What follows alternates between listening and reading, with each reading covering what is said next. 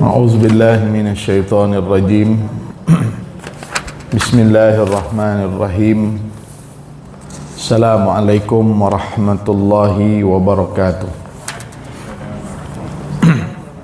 Mulakan dengan Ummul Kitab Al-Fatihah. A'udzubillahi minasyaitonirrajim. Bismillahirrahmanirrahim.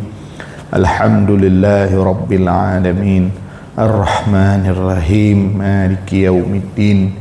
Iyyaka na'budu wa iyyaka nasta'in. Ihdinas siratal mustaqim.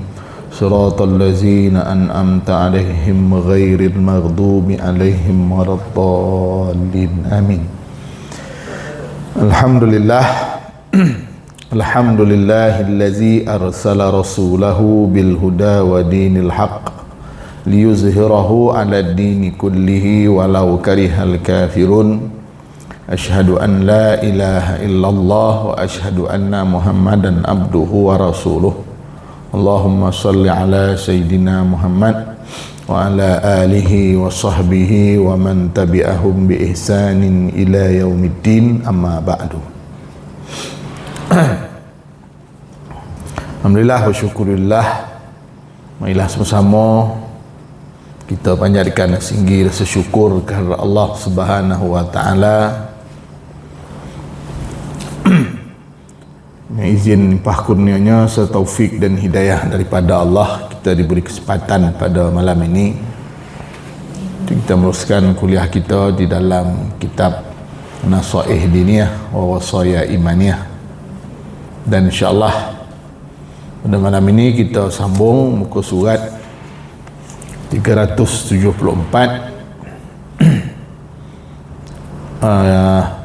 Masih lagi di bawah tajuk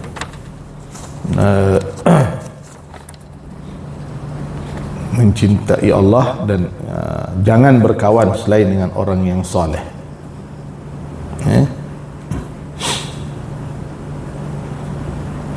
Jadi muka surat 374, seterusnya wajib atas setiap mukmin memilih persahabatan dengan orang-orang baik dan orang-orang yang suka berbakti, serta menjauhkan diri dari orang yang jahat dan orang-orang yang suka melanggar perintah dan larangan agama. Baik. Jadi yang dijadikan sahabat yang diajar oleh agama kita ataupun diajar oleh Islam adalah menyukai persahabatan dengan orang yang baik dan orang-orang yang suka melakukan kebajikan atau kebaktian, kerana ia memberikan kesan yang sangat besar selangsung dalam kehidupan manusia. Disebut di dalam hadis Nabi sallallahu alaihi wasallam, la tashab illa mu'minan wa la ya'kul ta'amaka illa taqiyya. Jangan anda bersahabat kecuali seorang mukmin, dan jangan anda membiarkan makanan anda dimakan kecuali oleh orang yang bertakwa kepada Allah Subhanahu wa taala.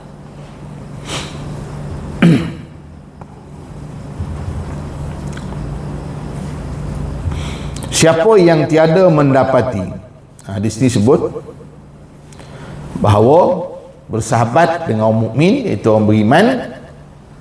Bersahabat ni ada dua lah, satu bersahabat untuk manfaat dunia akhirat dan bersahabat untuk manfaat dunia. Kalau kita bersahabat untuk manfaat dunia dengan orang kafir tak ada masalah. Kan siapa pula nak motuan motor kita, yang mana motor kita acong, kan tak nak bersahabat dengan acong kan. Betul lah sendiri motor tu, itu bersahabat untuk manfaat dunia. Adapun bersahabat dengan mukmin, untuk sahabat untuk manfaat dunia dan akhirat, berkait dengan ibadah, ilmu dan sebagainya.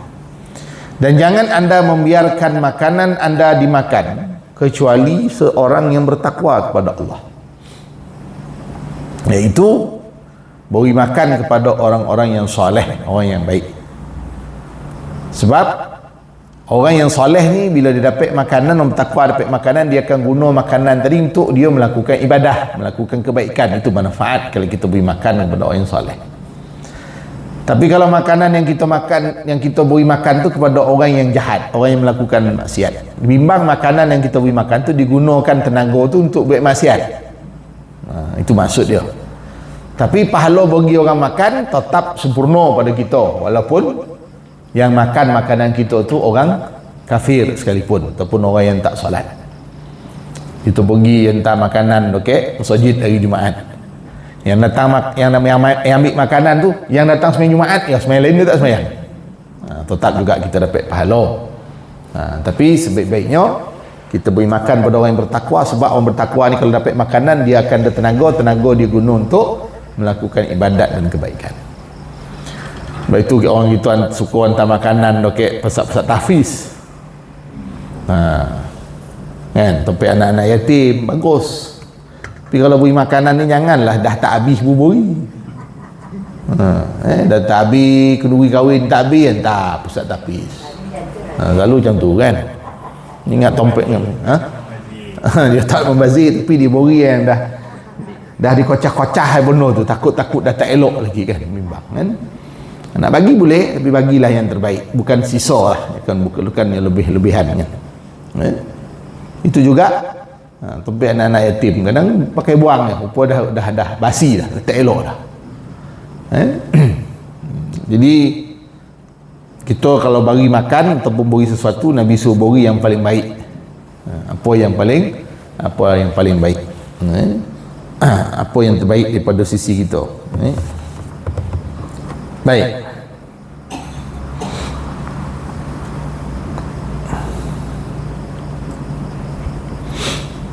Okey, baik.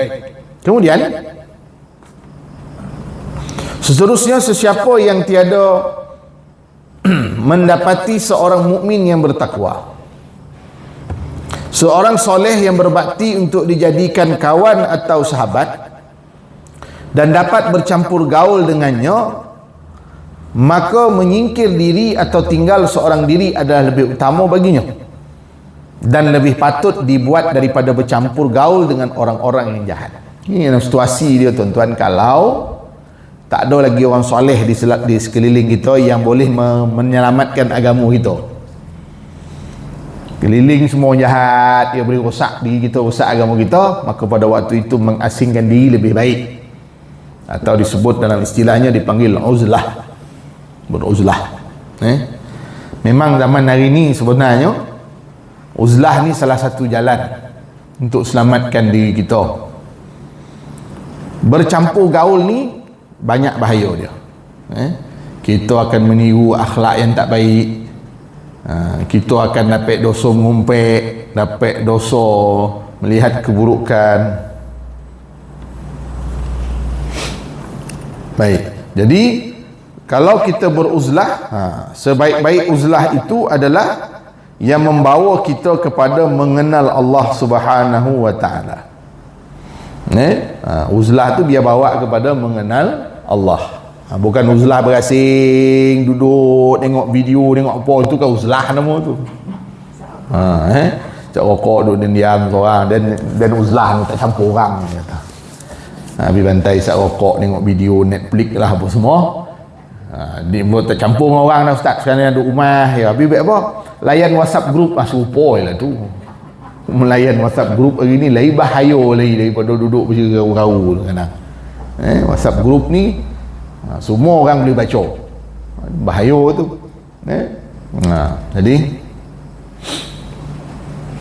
Jadi uzlah tu betul-betul bawa kita kepada mengenal Allah. Ini situasi yang terjadi kalau suasana tu memang tidak ada mendorong kita ke arah kebaikan. Tu uzlah lah.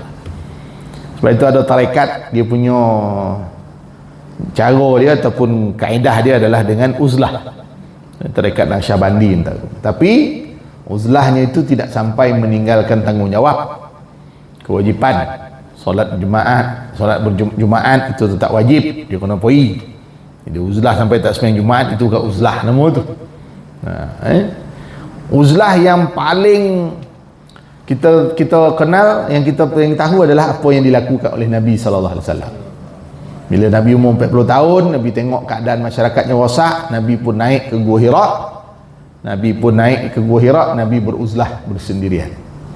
Dan akhirnya membawa kepada turunnya wahyu kepada Nabi sallallahu alaihi wasallam. Dan satu lagi uzlah yang kita semua tahu adalah apa yang berlaku kepada Ashabul Kahfi. Pemuda Ashabul Kahfi ini bila duduk dalam sekeliling dia, masyarakat dia semuanya menyembah makhluk, menyembah berhala. Raja pada waktu itu suruh orang sembah dia. Maka 7 orang pemuda ni tak dapat nak selamatkan agama. Sebab kalau dia menzahirkan keislaman dia ataupun tauhid dia kepada Allah, nanti dia dibunuh. Maka cara yang paling selamat, penyuruk dalam gua, beruzlah, mengasingkan diri. Dan dengan izin Allah Subhanahu Wa Taala dia ditidurkan selama lebih 300 tahun. Akhirnya bangkit-bangkit, orang semuanya rupanya mentauhidkan Allah Subhanahu Wa Taala. Jadi itu contoh uzlah lah. Di zaman kita ni belum sampai tahap macam tu lagi. Boleh duduk dalam gua, duduk seorang-seorang dalam gua, apa buat, duduk je lah, bertakwa kata, tak semayang, tak apa, tak betul. Itu bukan roket dengan Tuhan, itu roket dengan setan nama tu. Itu nak kena betul bimbingan dia. Kita masih lagi boleh bergaul, boleh pergi ngaji, boleh pergi sembahyang jemaah, boleh pergi masjid, tak ada isu pun. Tapi janganlah bergaul dengan orang perkara-perkara yang boleh bawa pada kerosakan. Bergaul kat masjid, habis pergi masjid, singgah pula kat kedai, bertenggong dulu, minum teh, isap rokok sampai sekotak. Itu tak adil lah tu. Contoh lah. Yang baik ya kat masjid lah. Bagus lah. Biarlah orang kata kita sombong. Kita nak jaga diri kita, takut-takut kita terlibat dengan dosa, kita tak bergaul lah. Tak apalah. Jual lah nama rumah dan dah masak lah kan. Balik lambik kan tak makan pula dia nunggu dan. Gue alasan tak ada masalah. Bukan baik mongak pun memang betul pun. Pondok lain boleh baik mongak, ini betul-betul. Jaga diri kita kan. Allah Allah. Baik. Itu dia panggil uzlah lah. Maka menyingkir diri atau tinggal seorang diri adalah lebih utama baginya dan lebih patut dibuat daripada bercampur gaul dengan orang yang jahat dan yang sifatnya suka merosak. Jadi kalau kita duduk bergaul dengan orang yang suka melakukan dosa maksiat, maka dibimbangi bila kita bercampur dengan mereka akan menjadi kesan kepada diri kita. Ini pergaulan ni sangat besar kesan daripada kita. Sebab sesungguhnya berkawan dan bercampur gaul dengan orang-orang yang suka merosak, bahayanya besar sekali. Dan bencananya banyak belum. Di samping timbulnya kecelakaan dan bala besar yang akan menimpa kita secara spontan atau secara beransur-ansur. Betul kalau kita tengok bagaimana disebut dalam kisah, contohnya lah, sekiranya mula-mula mungkin kita anggap remeh ya, tak apa, biasalah tu kan. Ini biasalah tu, akhirnya lama-lama jadi kebiasaan. Betul contoh kita dengan orang minum arak, berkawan dengan orang minum arak, mula-mula kita rasa sensitif minum arak. Lama-lama terbiarlah dia, hal dia. Akhirnya kita kata apa, tak ada masalah minum arak, dia ni baik, dia walaupun minum arak dia baik. Jadi bahaya. Okey, baik. Kemudian dia mula-mula sikit-sikit, akhirnya dia boleh menerima maksiat tu, kejahatan tu.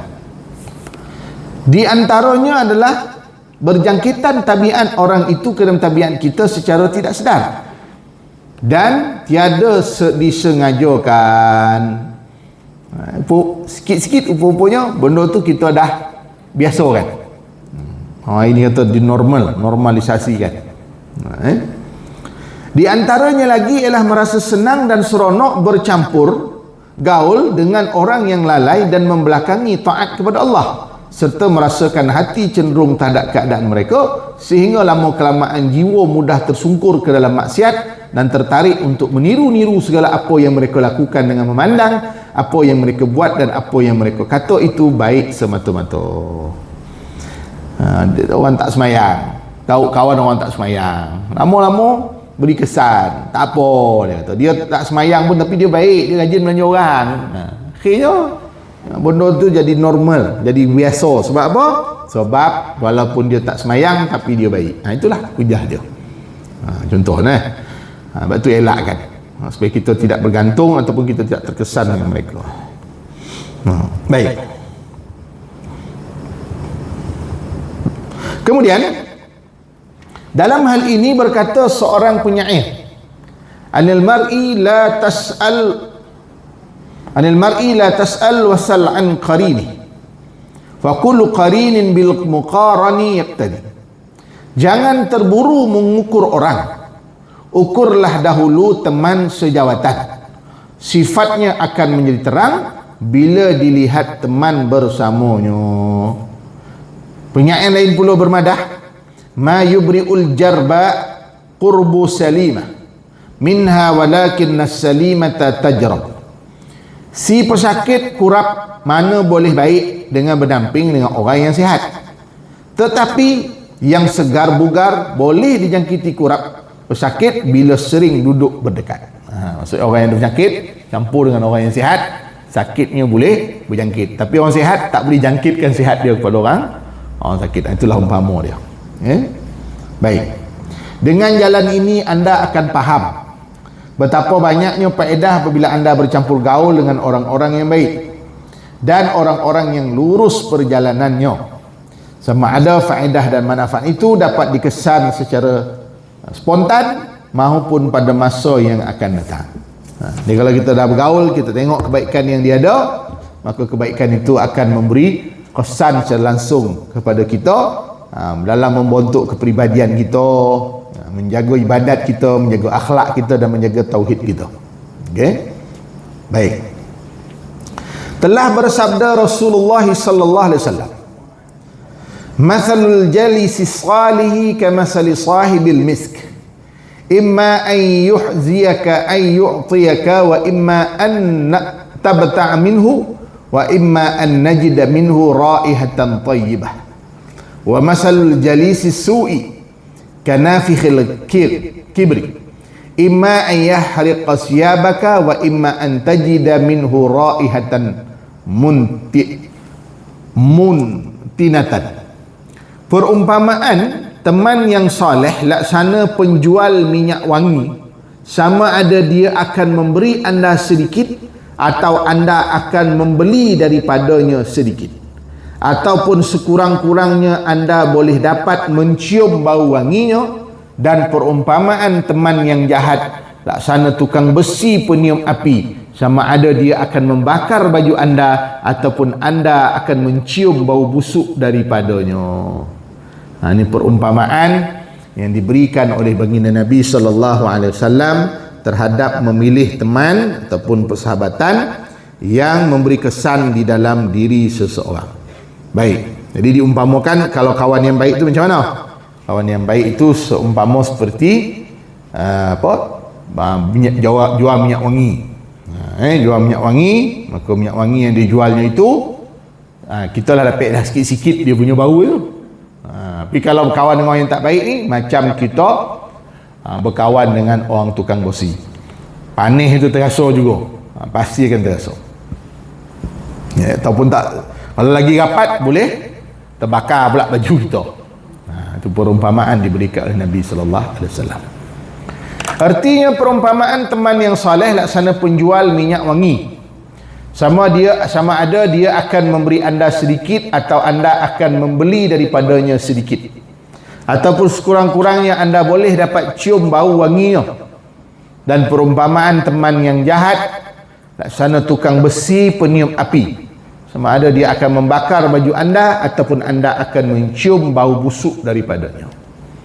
Sekiranya berlaku seseorang itu berkawan dengan seseorang yang baik perilakunya, selalu membuat ketaatan kepada Allah tetapi dengan tidak semena-mena tabiatnya berubah pula, sehingga ia menjadi lalai dan tercebur ke dalam maksiat, maka apakah yang patut anda berbuat terhadapnya? Jawabnya, hendaklah anda menasihati teman itu dengan lemah lembut dan cara yang baik, sehingga anda boleh mengembalikannya ke jalan Allah Subhanahu wa taala. Biasalah, kadang-kadang ada manusia ni dia tergelincir, sekali adalah tergelincir, terlajak. Itu biasa, nama pun manusia, mana ada yang sempurna ataupun tak buat salah. Tapi kewajipan kita, bila kita tengok orang buat salah, orang yang baik buat salah, apa kita buat? Jangan bosah-bosahan kesalahan tu. Yalah, kesalahan tu bosalah, tapi janganlah dibosah-bosahkan, memalukan dia dan sebagainya, kan? Tapi apa yang kita buat adalah kita bantu dia untuk supaya dia boleh kembali kepada jalan yang benar, kembali kepada kebaikan yang berterusan. Okay? Baik. Kemudian disebut lagi, hendaklah anda menasihati teman itu dengan lemah lembut dan cara yang baik. Lemah lembut ni maksudnya dengan perkataan yang sesuai, masa yang sesuai, cara yang sesuai. Masa yang sesuai, waktu tu bersendirian lah dengan dia, jangan depan orang ramai. Cara yang sesuai, jangan lembut-lembut, cakap lembut-lembut, puji kau dulu dia, kau ni dan sejak berkawan dengan kau ni macam-macam benda baik dan belajar. Ni dulu dia tak pandai, tapi dia awak, tapi itulah baru dia sebut tapi itu. Rosok dulu, baru boleh cakap, kan? Mesti cara yang sesuai, tompek pun tompek yang sesuai, masa sesuai, cara sesuai, cakap cara lembut sebagainya. Okey, baik. Kemudian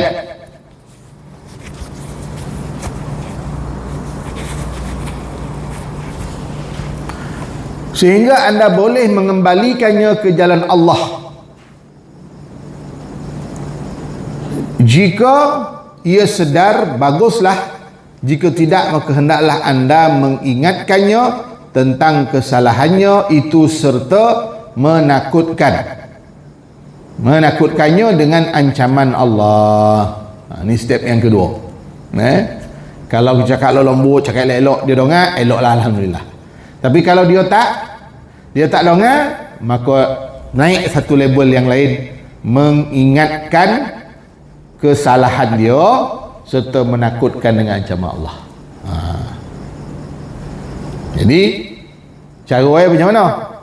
Caranya beritahu, benda yang kau buat ni berdosa besar. Benda dosa besar ni Allah Ta'ala akan seksa, ada dijanji seksa benda macam ni, buat ni, baik ni jangan buat. Okey? Itu sebut begitu. Kena sebut level itu, level yang kedua. Tapi janganlah tu hebat. Kau berhenti buat ni, kau tidak akan neraka kah yang itu? Tempat macam orang macam kau ni tak tempat lain neraka ni. Nak dengar cakap saja, jangan. Jadi kita kena ada kefahaman yang betul. Itu yang kedua, step yang kedua. Jika dia serik dan kembali menjadi baik semula seperti sedia kala, maka kembalilah anda berkawan dengannya.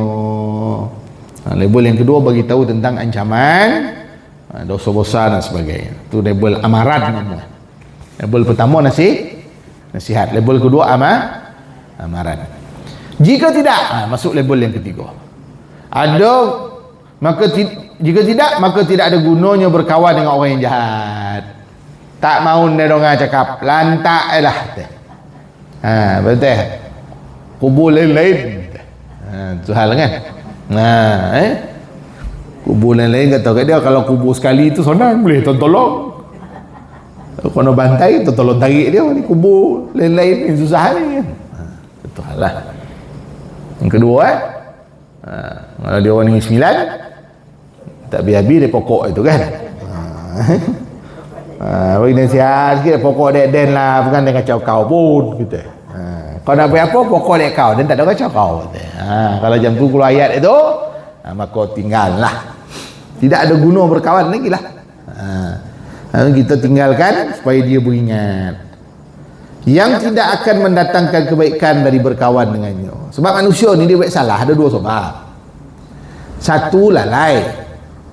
Lalai. Dia terlupa. Allah tu masihlah kau ingat dan sebab dia terlalai, dia terlupa. Satu. Yang kedua, dia jahil. Boleh jadi sebab dia tak tahu.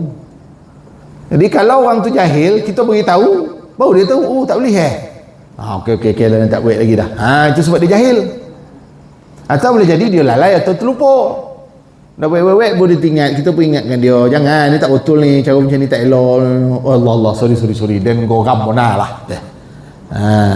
Dia pun goram kan. Allah alam. Baik. Jadi 3 step tadi lah. 1, nasihat. Yang kedua, amaran. Yang ketiga, tinggalkan. Kiranya ada yang berkata bahawa yang dituntut dari setiap manusia ialah melahirkan benci terhadap orang-orang yang sering melakukan maksiat dan menjauhi diri dari mereka serta tidak berkawan dan berjauh gaul dengan mereka. Dalam pada itu kita ditugaskan supaya menasihati kaum muslimin seumumnya serta mengajak orang-orang yang jahat dan orang-orang yang sering berbuat maksiat kepada kebaikan dan taat kepada Allah Subhanahu wa taala. Jadi nasihat yang umum ni, beri peringatan ni pun satu tuntutan dalam agama yang tak boleh ditinggalkan. Penting. Ada orang yang menunggu tentang kesalahan, ada orang yang memperingatkan kita tentang maksiat dan juga kemungkaran. Ada yang perlu ada ingatkan. Tak kira siapa pun buat. Ini jangan kalau geng kita buat, kalau kawan kita buat, pada ya alasan benda tu tak salah. Itu satu hal tu. Bila bukan geng kita, wah ini salah, ini dosa, ini maksiat, ini neraka. Bila geng dia, aduh, benda ni perlu dilihat daripada pelbagai aspek. Kata dia, wah pandai pula dia tu. Geng dia. Kan? Geng dia, aduh. Tak boleh lagi tu. Kalau benda tu mungkar, siapa pun buat, benda tu tak mungkar. Tak kira lah. Dia macam isu konsep-konsep lah. Dia apa asal dia konsep-konsep hiburan lah, satu hal. Konsep ni dibenarkan ke tak dibenarkan? Kalau ikut agama ialah benda tu tak boleh lah. Tapi konsep ni dibenarkan ke tak dibenarkan? Konsep ni dibenarkan mengikut lunas undang-undang. Jadi bila kita ada undang-undang yang membenarkan untuk konsep tu boleh dibuat, maka orang yang mengajukan konsep tu pun buatlah ikut undang-undang yang ada.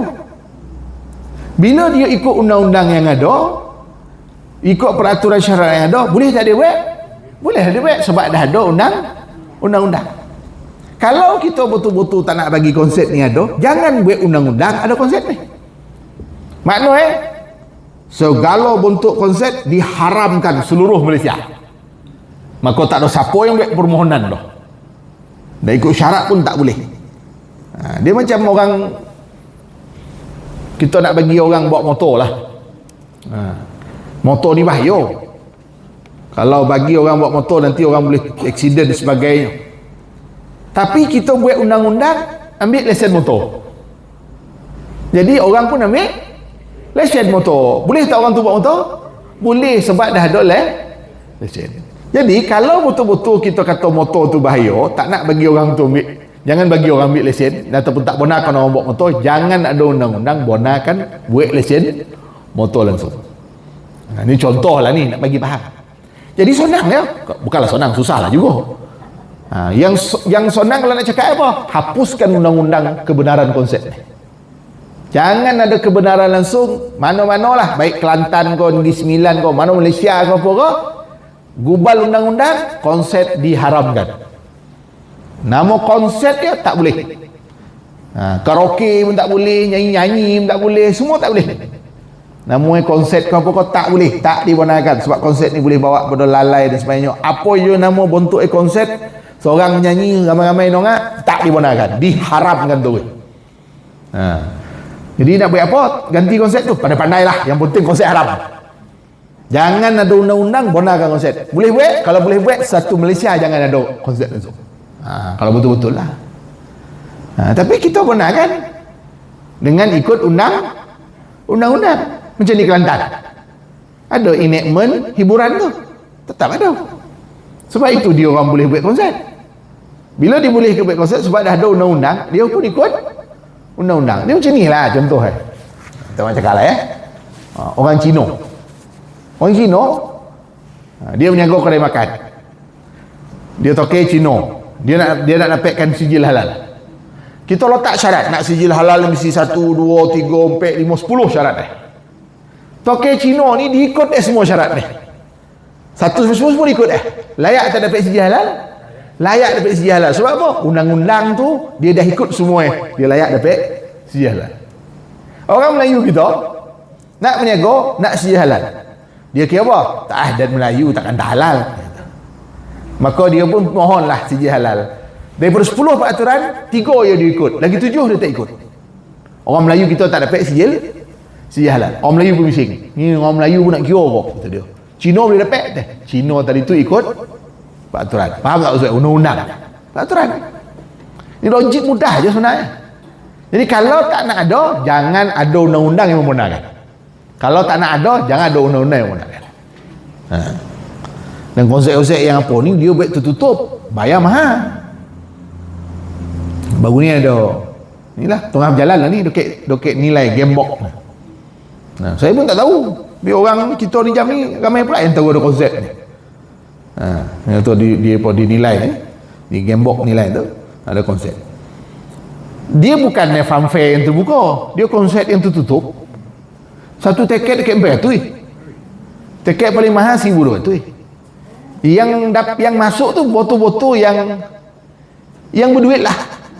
Yang berduit betul-betul, yang betul-betul minat betul-betul lah. Kita takkan ada nak pergi. Kita takkan ada nak pergi lah. Nak kita pun yang tak ada lah minat benda tu, tak berduit benda tu.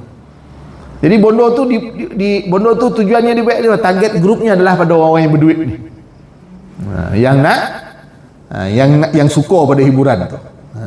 Itu lah benda. Tapi dia ikut peraturan lah. Kita nak marah macam mana? Peraturan diikut, syarat semua diikut. Tak boleh ada arak, tak boleh ada dadah, tak boleh ada ni. Masa azan kono bahankan apa tu. Diikut, peraturan tu semua diikut. Jadi bila dia ikut, tetap kita tak pergi juga. Jadi hapuskanlah undang-undang tu sebenarnya. Allah Alam. Okay. Tapi janganlah doakan orang pergi konsert tu semua mati. Biar dia mati tu. Kalau mati, semua mati dalam keadaan tengah buat maksiat. Bahaya pula. Jadi jangan begitu. Baik. Jawabku, memang yang demikianlah yang dituntut. Yang dituntut dalam agama.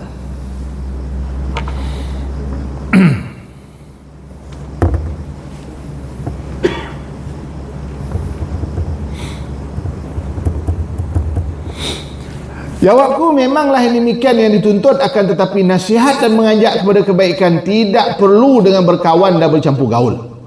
Malah jika anda menemui kumpulan orang-orang yang serupa ini, serta anda yakin bahawa mereka itu boleh menerima nasihat dan mahu diajak untuk menerima kebaikan, maka bolehlah anda melaksanakan apa yang dituntut dari anda itu.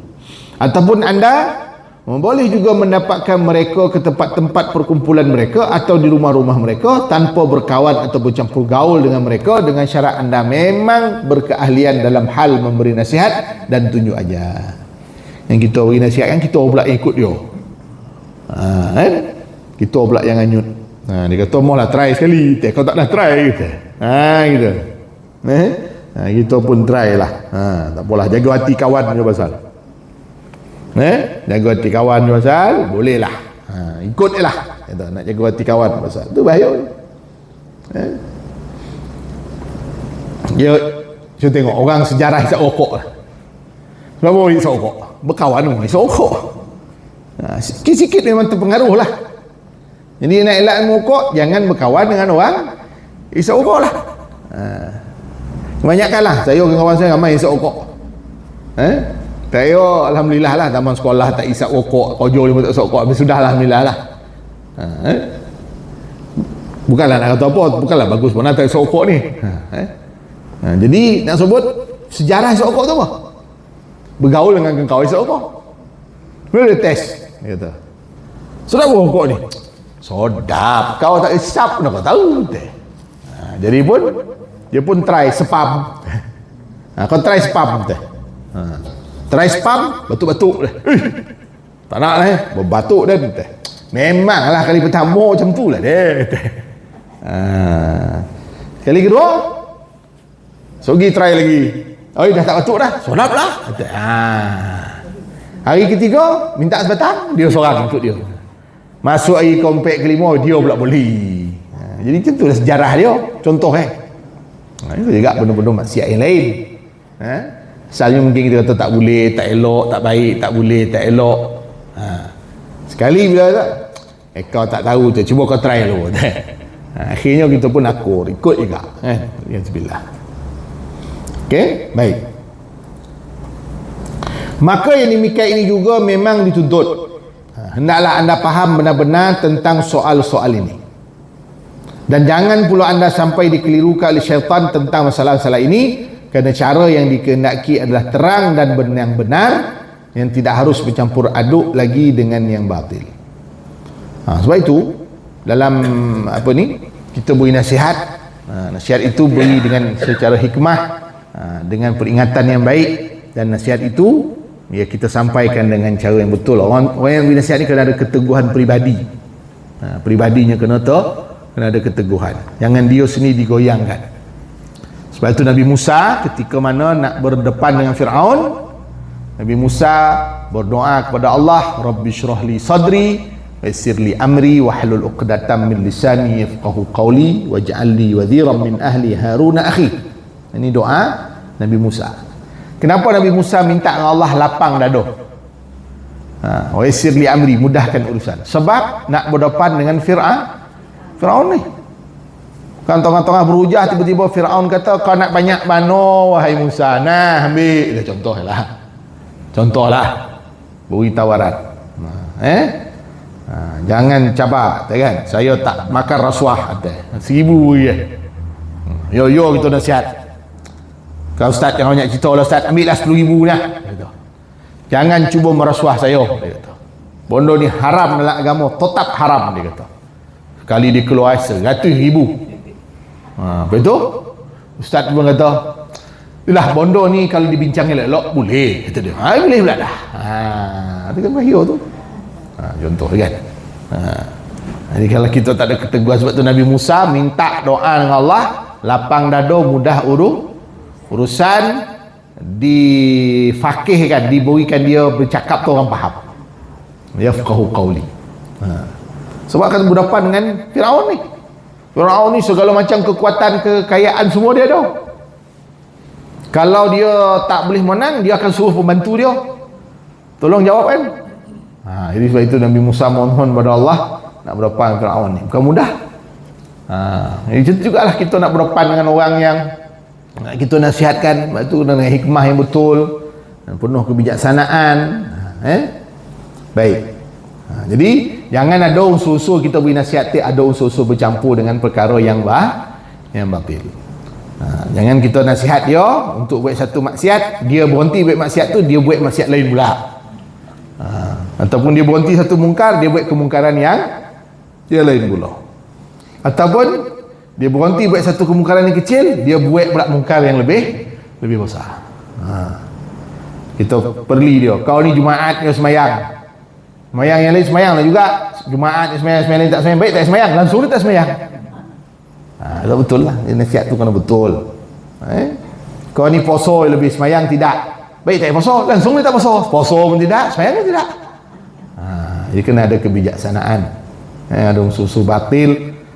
Baik kita pujilah, kau ni bagus, poso bagus ni. Tapi kalau semayang lagi bagus, pamolah. Itulah nak semayang macam mana teh? Tak berhenti, alah poso ni buat semayang ni senang. Contoh itulah.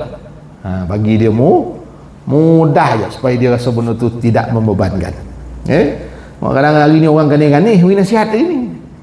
Cerita nak suruh semua nak sumbit kena aku semua. Macam syurga tu sempit bona pula. Syurga ni luas, kita kalau boleh nak masuk ramai-ramai. Nak tarik orang ramai-ramai masuk syurga. Bukan nak halau orang masuk syurga, halau pergi neraka. Marah. Apa marah? Allahu a'lam. Cara memilih teman yang baik. Ini kita sambung minggu depan lah, insya-Allah. Minggu akan datang. Wallahu a'lam. Jadi kita tutup dulu dengan tasbih kafarah dan surah Al-Asr.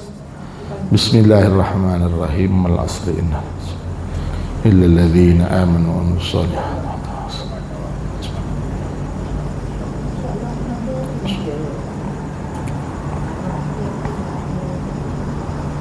Wallahu ta'ala alam. Assalamualaikum warahmatullahi wabarakatuh.